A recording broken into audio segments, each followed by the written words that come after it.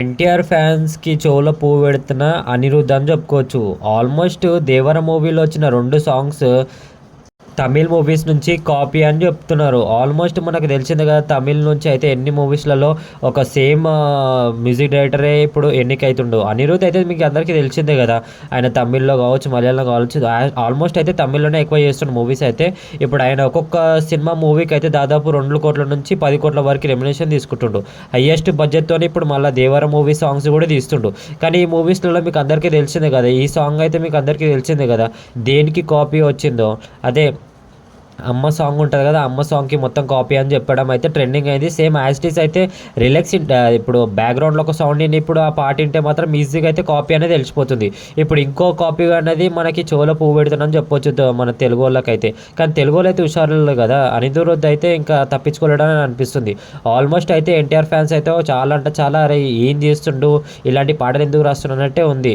అయితే ఈరోజు రిలీజ్ అయిన ఈ పాట అయితే 'దవిడి దివిడి' అనేది ఒక 'దేవర' మూవీ సాంగ్ అన్నదని అంటున్నారు.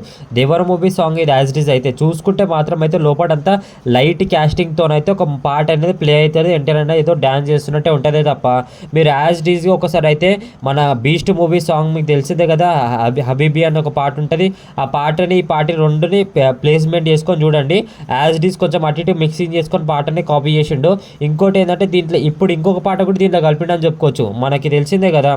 రజనీకాంత్ 'జైలర్' మూవీ 'రా రా' సాంగ్ తమన్నా డాన్స్ చేస్తది కదా! ఆ పాటని ఇప్పుడు ఈ 2 పాటలు 3 పాటలు మిక్సీ పెట్టుకొని ఒకసారి అయితే మీరు ఇని చూడుర్రి. యాజ్ ఇట్ ఈజ్ కాపీ లాగానే కొడుతుంది. నిజంగా చెప్తున్నా కదా! అనిరుద్ అయితే మొత్తం అయితే కాపీనే చేస్తుండు. మన తెలుగు సినిమాల్లో వచ్చే వరకు ఇలా చేస్తాడా లేకపోతే తమిళ్‌లో కూడా ఆల్మోస్ట్ అయితే కాపీ చేస్తాడు. కానీ ఏందంటే ఆయన అక్కడ సైడ్ ఏందంటే కొంచెం ఫేమస్ కాబట్టి కొంచెం ఏందంటే వాళ్ళకి లింక్ అయినట్టు కొన్ని పాటలు ఉంటాయి కాబట్టి అలా వెళ్ళిపోతుందేమో కానీ మన తెలుగులో అయితే మనకు అందరికీ తెలిసిందే కదా! యాజ్ ఇట్ ఈజ్ కొంచెం ఏదైనా పాట వింటే కానీ దాన్ని గుంజుతారు అంతే, ఇంకా మీమ్స్ పెట్టి ట్రోల్ చేసేస్తారు. మరి ఇంకా చూడాలి, ఇంకా 'దేవర' మూవీ అన్నది సెప్టెంబర్ 27కి అయితే రిలీజ్ అవుతుంది.